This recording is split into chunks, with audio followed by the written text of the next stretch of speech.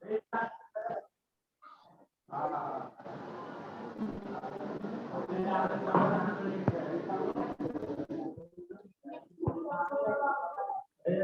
I audible to all? Yeah, you are. माझा आवाज येतोय? हाँ, you are audible, Sharad. You are audible. Hello. माझा आवाज येतोय का? हाँ, येतोय आवाज येतोय. Okay, I start now once again. I create once again. Sure. सर्वांना नमस्कार. मी शरद लोखंडे, प्रवर्तन या ग्रुप मधून आज तुमच्याशी मी संवाद साधत आहे.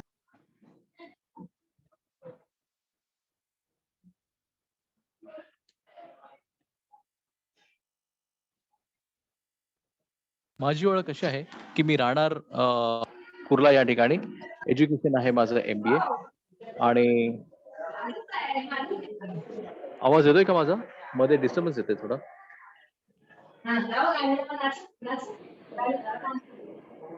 ओके, माझं एज्युकेशन आहे MBA मार्केटिंग मध्ये आणि व्यवसाय आहे बिझनेस. प्रवर्तन या ग्रुपमध्ये मी एक छोटासा घटक आहे. आज या ठिकाणी वर्षवासाच्या सत्र 6 मध्ये जे आयोजित केलेलं आहे प्रवर्तन या ग्रुपमध्ये, त्यामध्ये आपण आहोत. आपल्यासोबत आहेत राजश्री साळवी, ज्या गोरेगाव मधून आहेत. प्रवर्तन हा एक सामाजिक कार्यातून तरुण पिढीला एक सोशल रिस्पॉन्सिबिलिटी शिकवणारा एक घटक आहे. जो यंग ग्रुप आहे, एक सामाजिक बांधिलकी व सामाजिक जबाबदारी हे क्रिएट करणारी एक ग्रुप आहे. वेगवेगळ्या माध्यमातून कार्यक्रम करतात. आता ह्या कार्यक्रमाचं स्वरूप आहे की स्त्रियांचे मासिक पाळीतून होणारे जे प्रॉब्लेम त्याला ते ऍड्रेस केले जातात. वेगवेगळे डॉक्टर तिथे लाईन अप केलेले आहेत. प्रत्येक जण ज्यांना कोणी असे प्रॉब्लेम आहेत ते या माध्यमातून कनेक्ट करून त्याचं सोल्युशन फाइंड आउट करू शकते. दुसऱ्या प्रकारचा कार्यक्रम आहे वृक्षारोपणाचा कार्यक्रम. खूप मोठ्या पद्धतीने रायगड या ठिकाणी पार पाडला होता. तसंच आता जी सध्या परिस्थिती आहे ज्यामध्ये पूरग्रस्तांना जी मदत केली जाईल, या मदतीला या ग्रुपमध्ये होतकरू पुढे येऊन जे काय आपल्याकडून होत असेल ते पुढे करतायत आणि अडकलेल्या लोकांना तिथे सर्वतो पद्धतीची मदत करतायत. मी विनंती करतो राजश्री ताईंना की तुम्ही प्लीज जे पठणाचा कार्यक्रम आहे ते तुम्ही सुरुवात करा आणि सर्व श्रोतांना बुद्ध व त्यांचा धम्म हे या वर्षवासाच्या 6व्या सत्रामध्ये छानपैकी ऐकायची एक मुभा मिळेल आणि शांत पद्धतीने ते श्रवण करतील अशी मला अपेक्षा आहे. आणि तुम्ही प्लीज त्यांना याचा लाभ करू द्या. धन्यवाद. ताई, तुम्ही सुरुवात करा.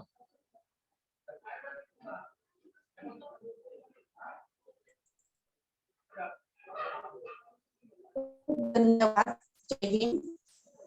शरद लोखंडे, आपण माझा परिचय करून दिल्याबद्दल धन्यवाद.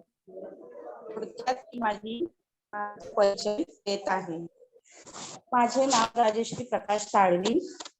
मी गृहिणी आहे आणि मी रायगड गोरेगाव येथे राहते.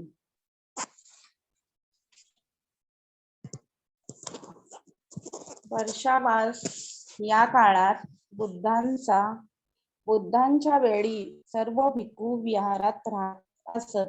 त्यावेळी सर्व भिक्खूंना उपदेश करत तेच उपदेश आपल्याला बुद्ध आणि धम्म यांच्या पुस्तकात डॉक्टर बाबासाहेब आंबेडकरांनी संक्षिप्त करून दिले आहेत. अशा या पवित्र धम्मग्रंथाचे मी पठण करीत आहे. सुरुवात करीत आहे.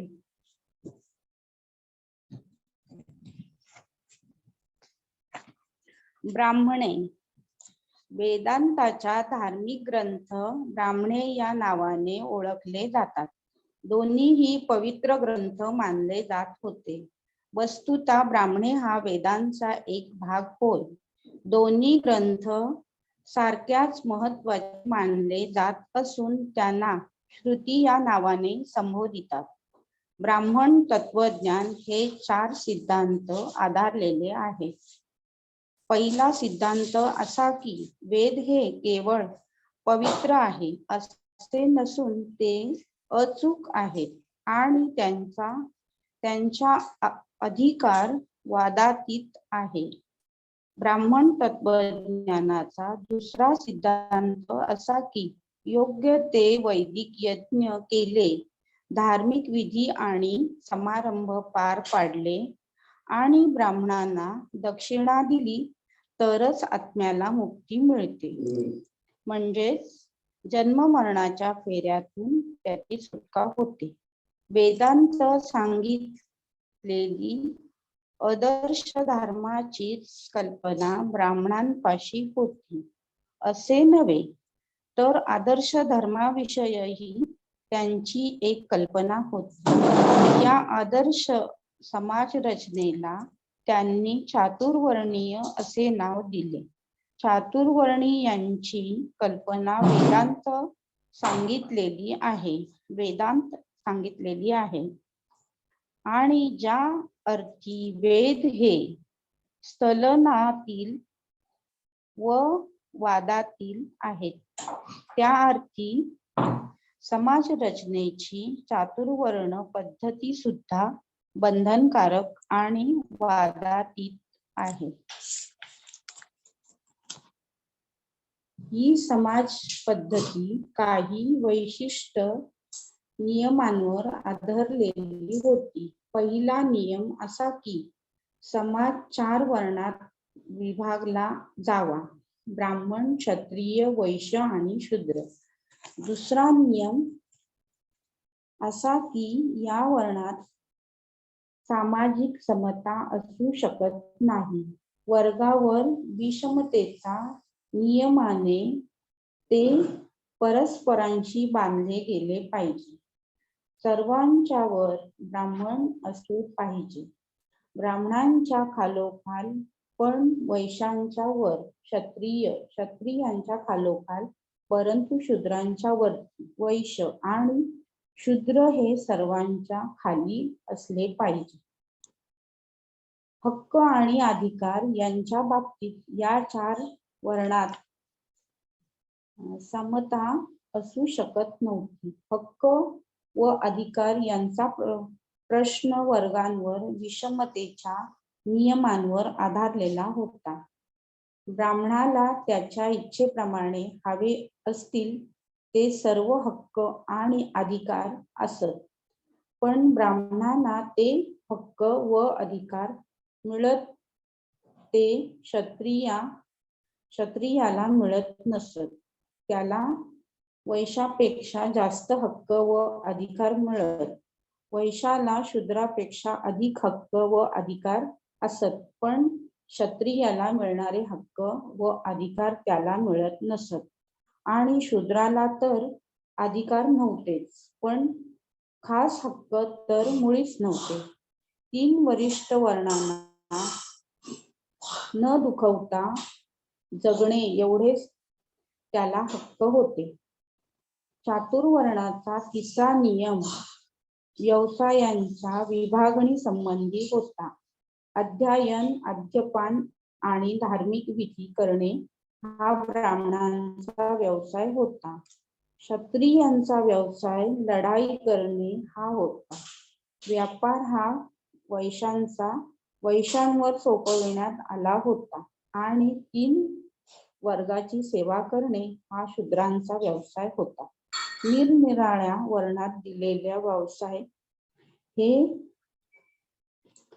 वर्गाची सेवा करणे शूद्रांचा व्यवसाय आणि खास त्या वर्णांसाठी होता. एक वर्णांचा व्यवसायात दुसऱ्याला शिरता येत नसे. चातुर्वर्णाचा चौथा नियम शिक्षणाच्या हक्कांसंबंधी होता. चातुर्वर्ण पद्धतीने शिक्षणाचा हक्क ब्राह्मण, क्षत्रिय व वैश्य या पहिल्या 3 वर्णांनाच दिला होता. शूद्रांना शिक्षणाचा हक्क नाकारण्यात आला. चातुर्वर्णाचा नियमाने शिक्षणाचा हक्क केवळ शूद्रांनाच नाकारण्यात आला नव्हता, तर ब्राह्मण, क्षत्रिय आणि वैश्य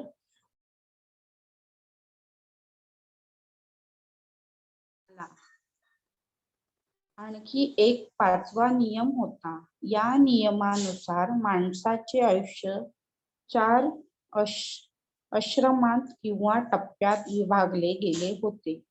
पहिल्या आश्रमाला ब्रह्मचार्य म्हणत, दुसऱ्याचे नाव गृहस्थाश्रम असे होते, तिसऱ्याला वनप्रस्थ आणि चौथ्याला संन्यास अशी नावे होती.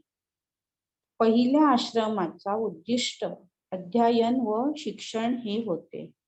दुसऱ्याचे उद्दिष्ट वैवाहिक जीवन जगणे हे होते. तिसऱ्याचे उद्दिष्ट वैराग्य जीवनाची म्हणजे गृहत्याग न करता कौटुंबिक बंध तोडून टाकणाऱ्या जीवनाची ओळख करून देणे हे होते.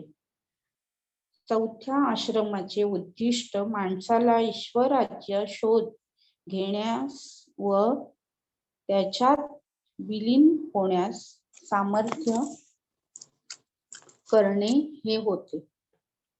या आश्रमाचे फायदे फक्त 3 वरिष्ठ वर्णाच्या पुरुषांनाच घेता येत असत.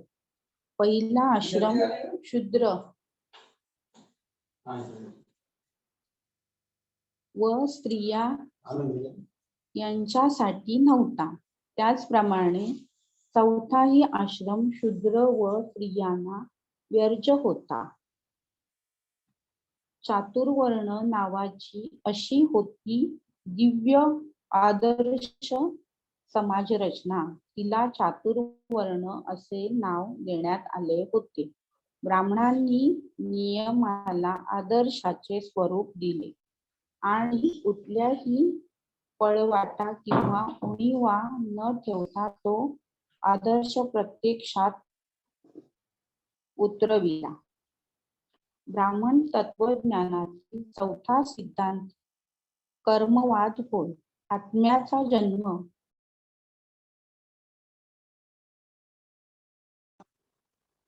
तो एक भाग होता. ब्राह्मणाचे कर्मवादाचे तत्वज्ञान हे पुनर्जन्म घेऊन जेव्हा आत्मा नव्या देहात प्रवेश करतो तेव्हा तो कुठे जातो या प्रश्नाला दिलेले उत्तर होय. यावर ब्राह्मणी तत्वज्ञानाचे उत्तर असे की आत्मा कुठे जातो हे माणसाच्या पुनर्जन्मातील कृत्यावर अवलंबून आहे. दुसऱ्या शब्दात सांगावयाचे म्हणजे ते त्याच्या कर्मावर अवलंबून असते. ब्राह्मणी तत्वज्ञानातील पहिल्या सिद्धांताला बुद्धाचा तीव्र विरोध होता. वेद हे स्खलनातील आहेत व त्यांचा धिक्कार वादातीत आहे हे त्यांचे म्हणणे भगवान बुद्धाने नाकबूल केले. त्यांच्या मते निर्दोष व वादाती असे काहीही नाही. कोणत्याही गोष्टीची फेर तपासणी आणि फेर विचार करण्यास प्रत्यवास नसावा. माणसाला सत्य यथार्थ सत्य समजले पाहिजे. भगवान बुद्धांच्या मते विचार स्वतंत्र सर्वथा महत्वाची व अवश्य बाब होती आणि सत्य शोधून काढण्याचा विचार स्वातंत्र्य हा एकमेव मार्ग आहे अशी त्यांची खात्री होती. वेद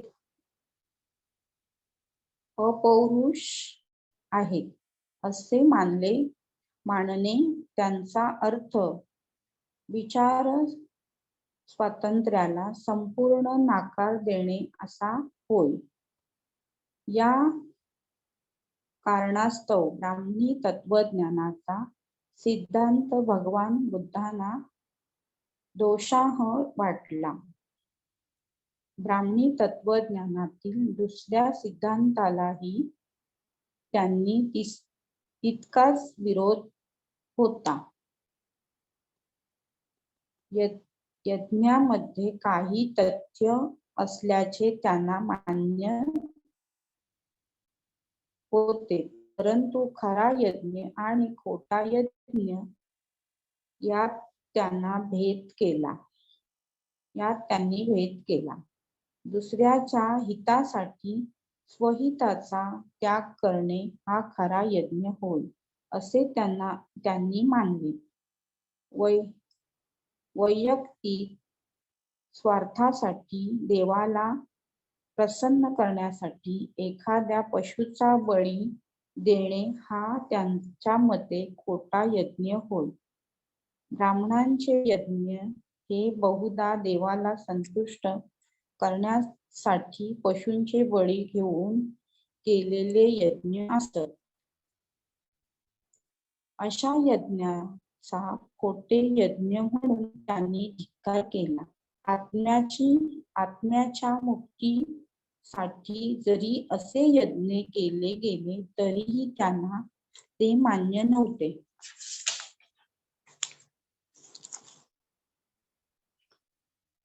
यज्ञविरोधी असलेले लोक ब्राह्मणांचा उपहास करून म्हणत पशुचा बळी देऊन जर एखाद्याला स्वर्गप्राप्ती होत असेल तर मग त्यांनी स्वतःच्या बापाचाच बळी का देऊ नये? स्वर्गात जाण्याचा तो अधिक जलद मार्ग ठरेल. भगवान बुद्ध या विचाराशी अंतःकरणपूर्वक सहमत होते. यज्ञाचा सिद्धांत भगवान बुद्धांना जितका तिरस्करणीय वाटत होता तितकाच चातुर्वर्णांचाही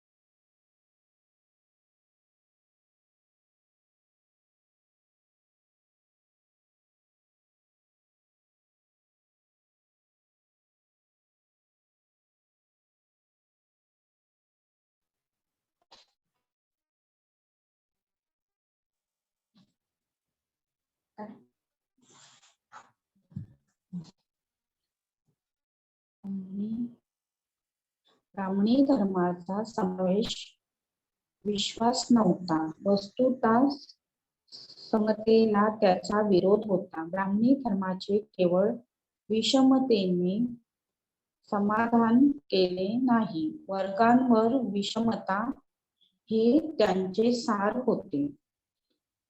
समाजात सुसंवाद निर्माण करण्याचे तर दूरच राहो, पण वर्गावर विषमतेने समाजात चढत्या प्रमाणात द्वेष आणि उतरत्या प्रमाणात तिरस्कार निर्माण केला असून ती अखंड कलहाचे कारण होईल असे बुद्धांना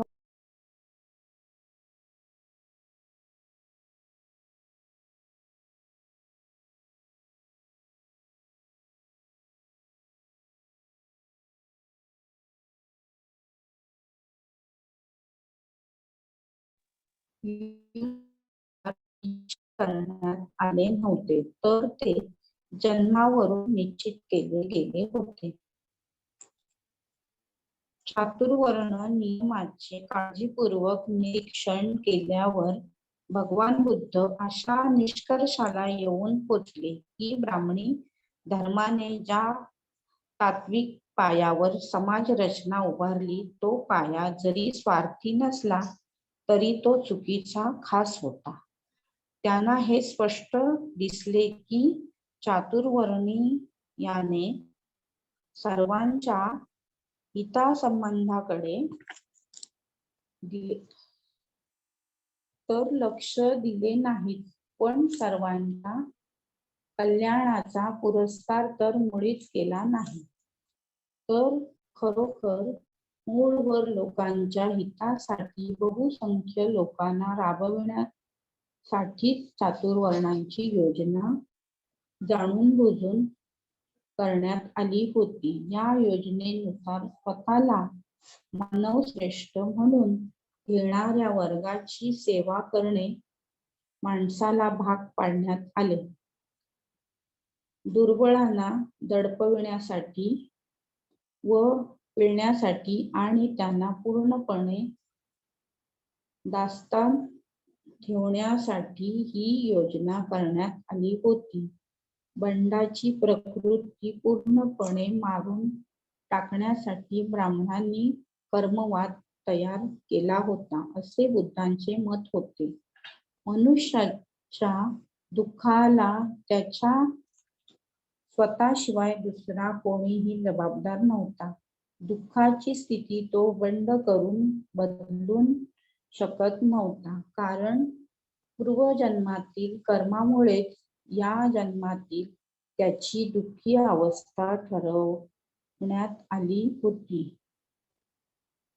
ब्राह्मण तत्वज्ञानाने ज्यांची माणुसकी पार नष्ट करून टाकली होती, त्या शूद्र आणि स्त्रिया या दोन वर्गांना या समाज व्यवस्थेविरुद्ध बंड करण्याचा सामर्थ्य नव्हते. विद्यार्जनाचा हक्क त्यांना नाकारण्यात आला होता. यांना परिणाम असा झाला की त्यांच्यावर लादलेले अज्ञानामुळे आपली अशी हीन अवस्था का झाली आहे त्यांना कळत नव्हते. ब्राह्मणी धर्माने त्यांचे जीवन अर्थशून्य करून टाकले होते हे त्यांना समजले नव्हते. या ब्राह्मणी तत्वज्ञानाविरुद्ध बंड करण्याऐवजी ते त्यांचे भक्त बनले व त्यांच्या त्या पुरस्कार करू लागले. शस्त्र धारण करणे हा आपले मानवी स्वातंत्र्य मिळावयाचा शेवटचा उपाय आहे, परंतु शूद्रांना शस्त्र धारण करण्याचा हक्क नाकारण्यात आला होता. ब्राह्मणी धर्माच्या वर्चस्वाखाली स्वार्थी ब्राह्मण, सामर्थ्यवान व भयंकर क्षत्रिय आणि धनवान वैश्य यांच्या कटाचे बळी म्हणून शूद्रांना असहाय्य असे करून ठेवण्यात आले होते. अशा या समाज रचनेत बदल घडविणे शक्य होते काय? ही समाज व्यवस्था ईश्वर प्रणीत समजली जात असल्यामुळे ती बदलता येणे शक्य नाही हे बुद्धाला माहीत होते. ती फक्त नष्ट करून टाकण्याचे शक्य होते. या कारणासाठी खऱ्या जीवन मार्गाला विरोधी म्हणून ब्राह्मी तत्वज्ञान बुद्धाने अमान्य केले. उपनिदेश आणि त्यांची शिकवण. उपनिदेश हे वाङ्मयातील वेगळ्या प्रकारचे ग्रंथ होत. उपनिदेश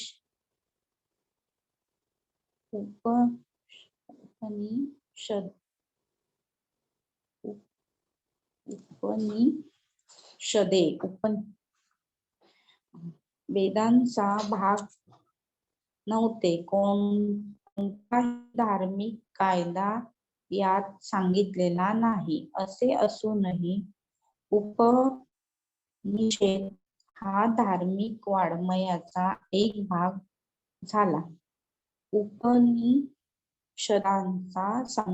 संख्या बरीच मोठी आहे. त्यातील काही महत्वाची आहे.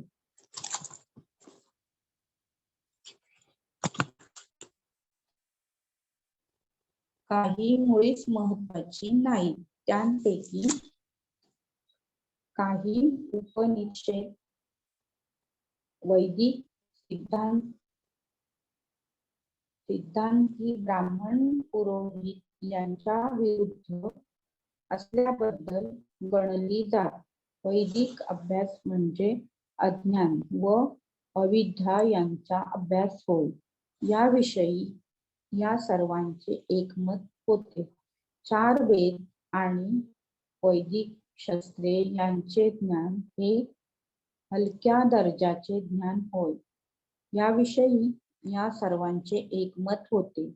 वेद हे ईश्वर निर्मिती आहेत हे अमान्य करण्यात त्यांचे एकमत होते. यज्ञ त्यांचे फल देहित आहुती आणि ब्राह्मणांच्या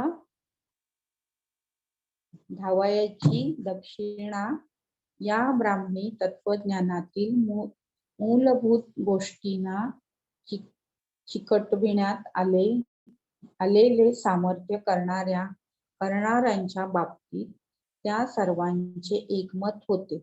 तथापि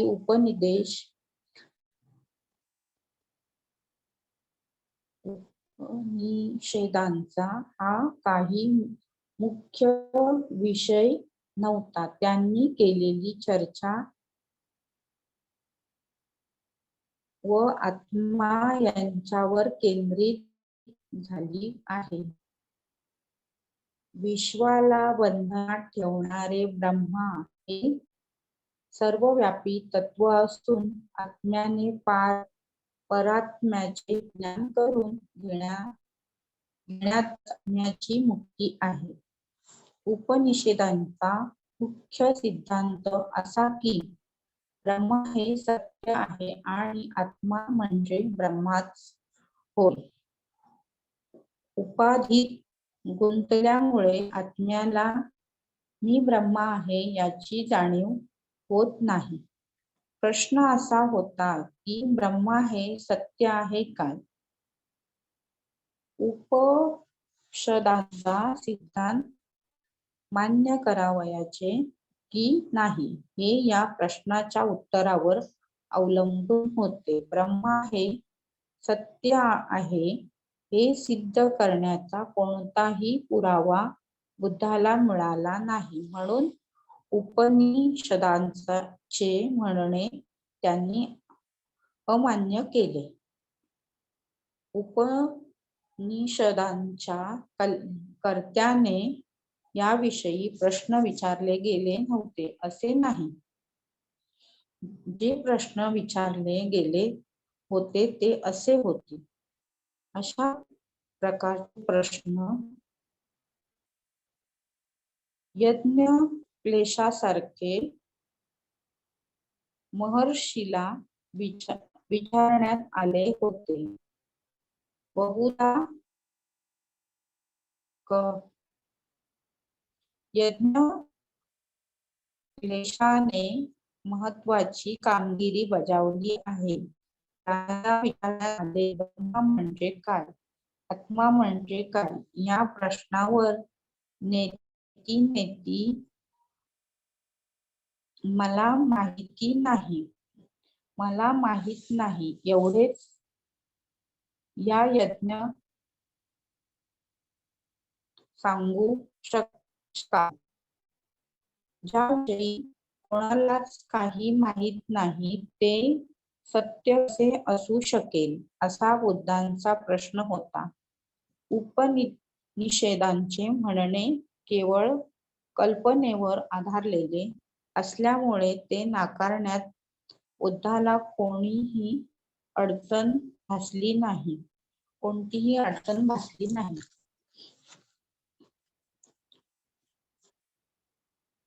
बुद्ध आणि भाग 6. बुद्ध आणि त्यांचे समकालीन.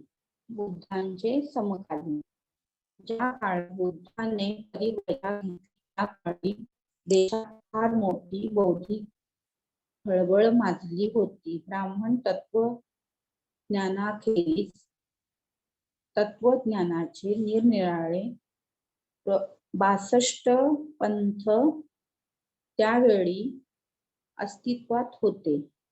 त्या सर्वांचे ब्राह्मण तत्वज्ञानाला विरोध होता. त्यापैकी निदान 6 पंथ तरी लक्षात घेण्यासारखे होते. या पंथांपैकी एक पंथ पूर्ण काश्यप याच्या नेतृत्वाखाली होता.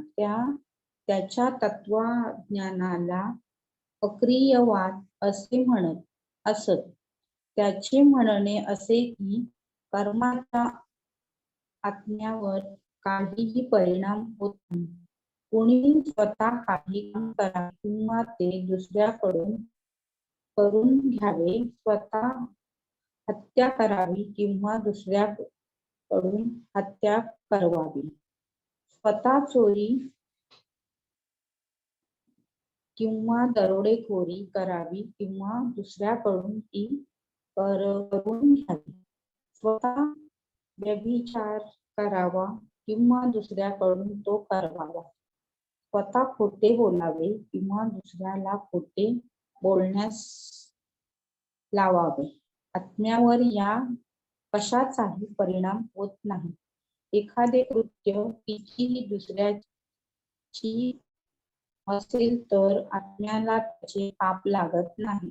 एखादे कृत्य कितीही चांगले असेल तरी त्यामुळे आत्म्याला पुण्य लागत नाही. आत्म्यावर कशाचीच क्रिया परिणाम होत नाही. ज्यावेळी मनुष्य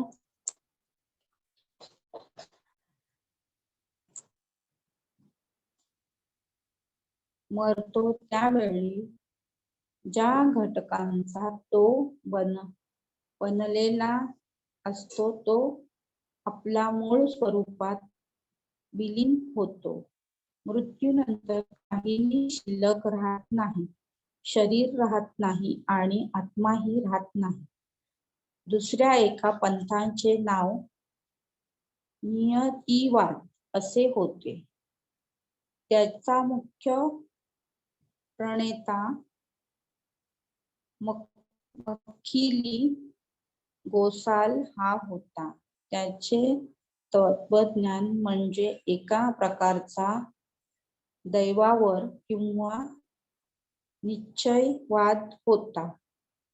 कोणीही कितीही घडू शकत नाही किंवा बिघडू शकत नाही. घटना घडतात त्या कोणीही घडवीत नाही. दुःख कोणालाही नष्ट करता येत नाही, वाढविता येत नाही किंवा कमीही करता येत नाही. जगाचा अनुभवांचा आपला वाटा प्रत्येकाने उचलला पाहिजे, हे त्यांचे तत्वज्ञान होते.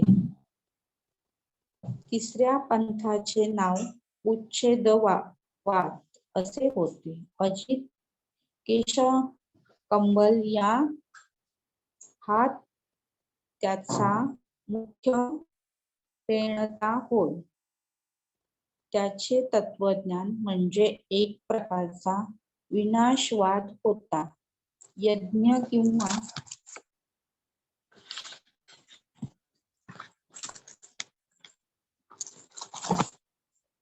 होम याला काहीही अर्थ नाही. आत्म्याला स्वतःच्या कृत्यासाठी भोगावी लागणारी किंवा उपभोगावयास मिळणारी सुखदुःखांची फळे किंवा परिणाम असला काहीही प्रकार नाही. स्वर्ग नाही आणि नरकही नाही. जगातील दुःखाचा काही मूलतत्वापासून मनुष्य बनला नाही. आत्मा ते टाळू शकत नाही. जगातल्या कोणत्याही दुःखातून आत्म्याची सुटका होऊ शकत नाही. या दुःखाचा अंत आपोआप होणार आणि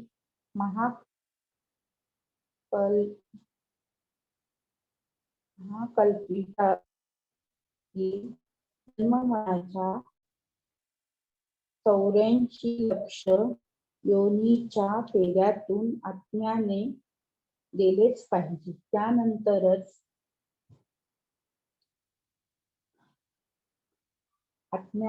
आत्म्याचा दुःखाचा अंत होईल. यापूर्वी होणार नाही किंवा दुसऱ्या कोणत्या उपाययोजनेत होणार नाही. चौथ्या पंथाचे नाव अयोनावाद असे होते.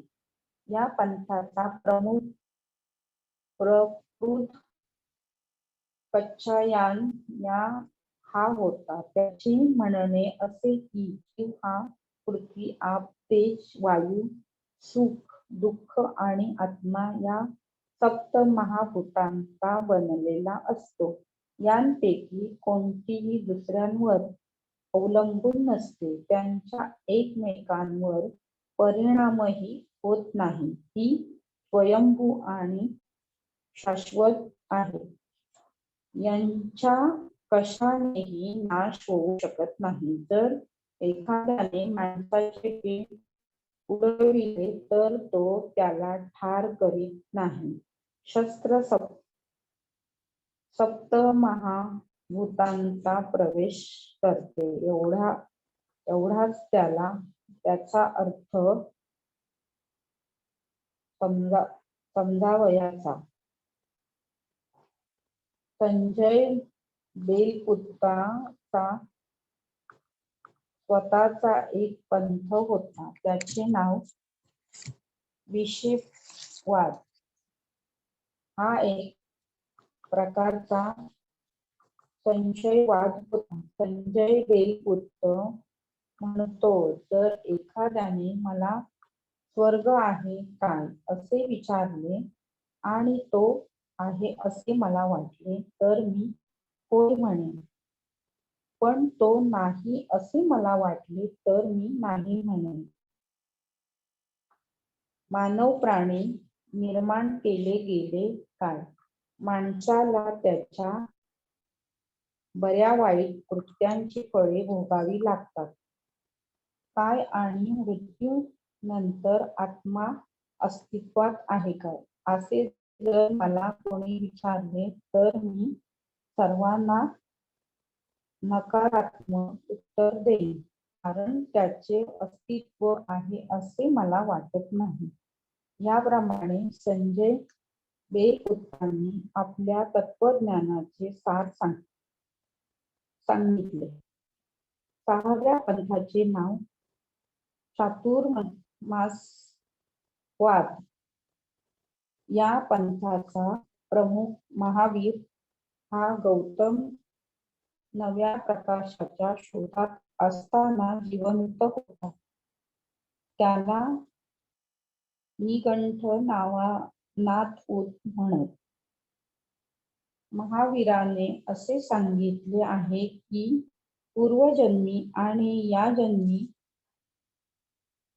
दुष्मार्गाने आत्म्याला पुनर्जन्म घ्यावा लागतो. म्हणून माणसाने तपश्चर्याने दुष्कर्मातील हवे असे त्यांनी सुचविले. या जन्मात दुष्कर्मे टाळण्यासाठी चातुर्यम कर्म धर्माचे म्हणणे 4 नियमाचे पालन करावे असे महावीराने सांगितले. ते 4 नियम पुढील प्रमाणे: हिंसा न करणे, चोरी न करणे, खोटे न बोलणे आणि मालमत्ता न करणे किंवा ब्रह्मचार्य पाळणे.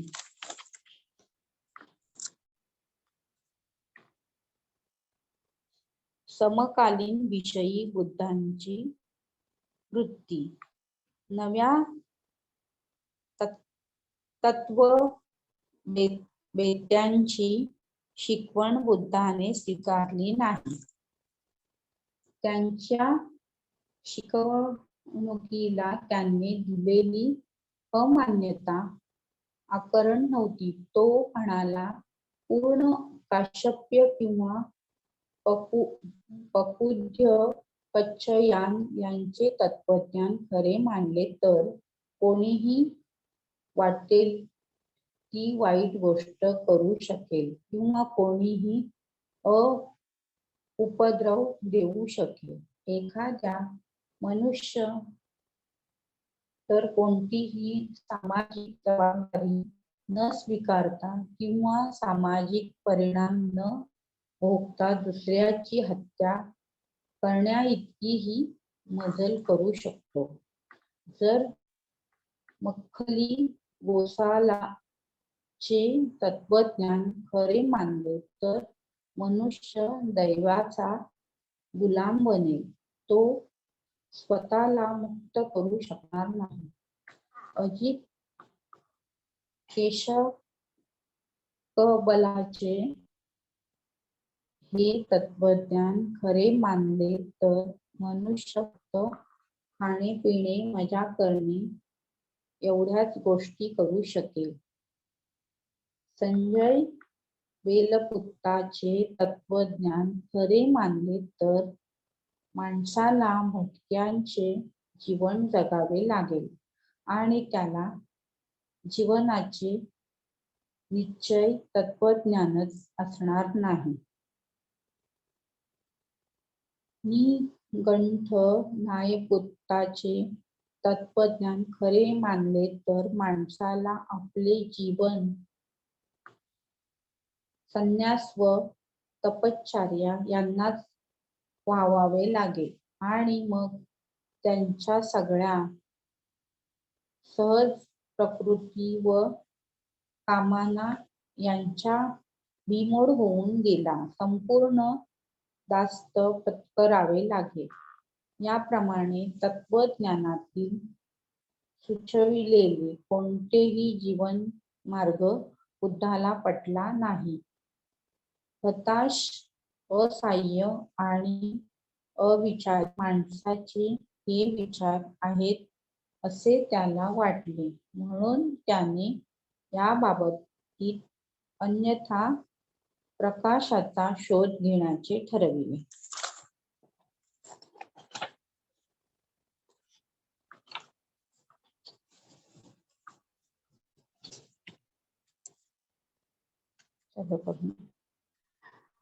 टीम प्रवर्तन चे धन्यवाद. मला तुम्ही वाचन करायची संधी दिली. मी माझे वाचन संपवते व शरद दादांकडे पुढील कार्यक्रम करते. राजश्रीताई, थँक यू व्हेरी मच. तुम्ही जे वाचन करून आम्हा सर्वांना संवादाचा संदेश दिलेला आहे वाचनामार्फत, त्याबद्दल आम्ही तुम्हाला खरोखर धन्यवाद करतो. आणि सर्व श्रोत्यांना त्यांनी शांतपणे हा प्रोग्राम ऐकलेला आहे, वेळात वेळ काढलेला आहे आणि 8 ते 9 हा धम्मासाठी दिलेला वेळ आहे. त्याबद्दल सर्व श्रोत्यांना सुद्धा मी प्रवर्तनच्या माध्यमातून धन्यवाद करतो. थँक्यू व्हेरी मच होतं.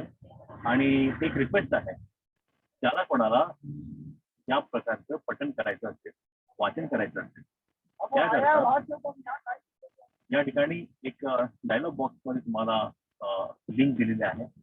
तुम्ही ते ओपन करू शकता आणि त्या ओपन मध्ये गुगल फॉर्म आहे. तो गुगल फॉर्म भरून तुम्ही तो स्वतःचं नाव तिथे भरून देऊ शकता.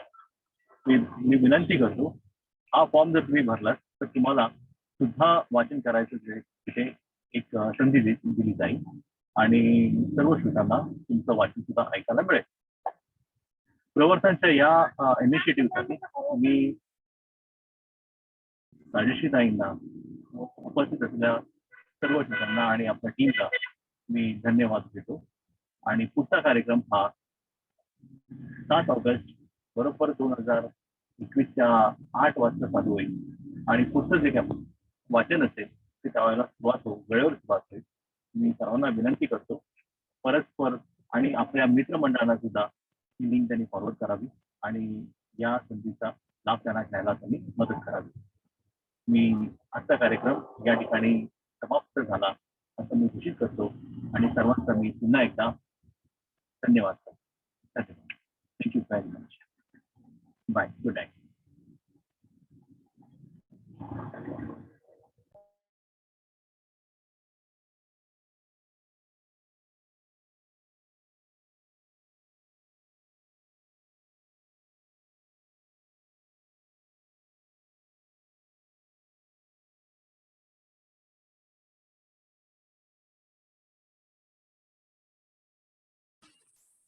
Pritesh, are you there? Pritesh? हाँ मयूर बोल. Would you like to create something like about our next session? Me hello. हा. माझ्याबद्दल म्हणजे माझ्यापेक्षा समीक्षा याच्याबद्दल चांगलं क्रिएट करू शकेल. Okay, okay. सो समीक्षा.